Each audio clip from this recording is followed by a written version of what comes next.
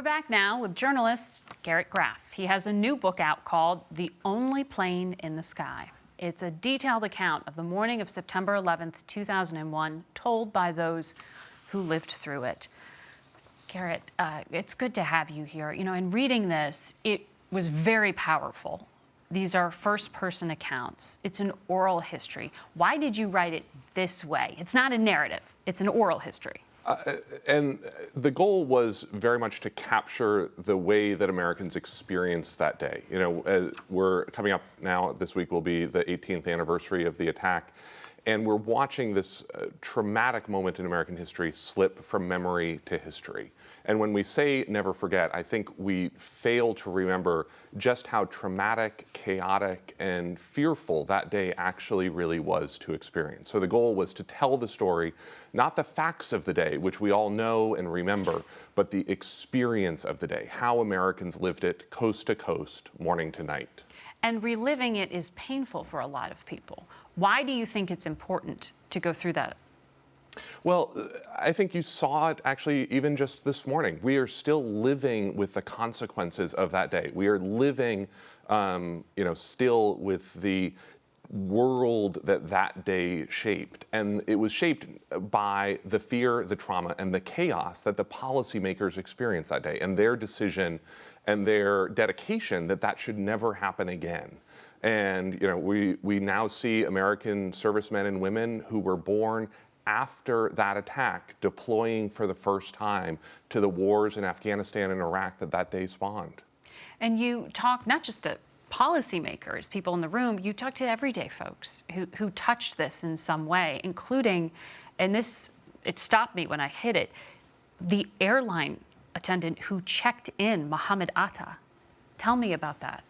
Yeah, and there are so many people that those attacks touched and affected, including the ticket attendants in Dulles and Newark and Boston and in Portland who checked in the hijackers. And they have these distinct memories of interacting with the hijackers, and actually even in Portland and Dulles helping get them on board because they were showing up late to their flights that day. Warning them, hurry up, you're gonna miss the flight. You're gonna miss your plane, Mr. Atta. I mean, just a chilling comment in retrospect.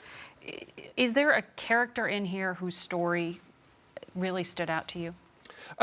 There are a lot of them because of sort of just what a human experience that day really was. I mean, a day like 9/11 strips away so much of the posturing and the artifice, from policymakers to first responders to the ordinary office workers who showed up in New York or the Pentagon sort of expecting a normal Tuesday and found themselves amid that tragedy. You spoke to a number of people, including someone who hadn't spoken at all previously to the press, Commander Anthony Barnes. Now, he was the liaison between the Pentagon and Vice President Dick Cheney, who was commanding things that day. What did you learn from him? So Commander Barnes was sort of the director of the White House bunker on 9/11. The bunker under the North Lawn that is operational 24 hours a day has never been used before or since, except for the morning of 9/11 when Vice President Cheney was hustled into that. Because remember, they thought Flight 93 was coming to hit the White House or the Capitol. And so I talked to people and tell the stories in the book of the people who thought that they were going to die at the White House that morning. Commander Barnes was the Navy officer who was the one who actually asked Vice President Cheney for the authority to shoot down the hijacked airliners. He's never spoken before, and I spoke to him. And he said that he asked the vice president 3 times because he knew just how momentous that order actually was. And he wanted to make sure that there was no confusion. And he recalls sort of just how annoyed Vice President Cheney was by that 3rd time, because Cheney had made the decision and knew that it was the right thing to do. A surreal order to be given. A surreal day from start to finish. I mean, we tell this very neat story about 9/11 now, that we know the whole attack took place in 102 minutes from the first crash to the collapse of the second tower. We didn't know that on 9/11, and that's one of the things that I really tried to capture in the book.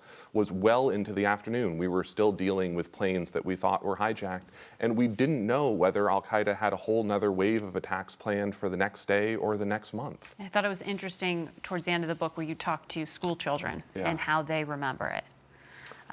Just small children and their memories.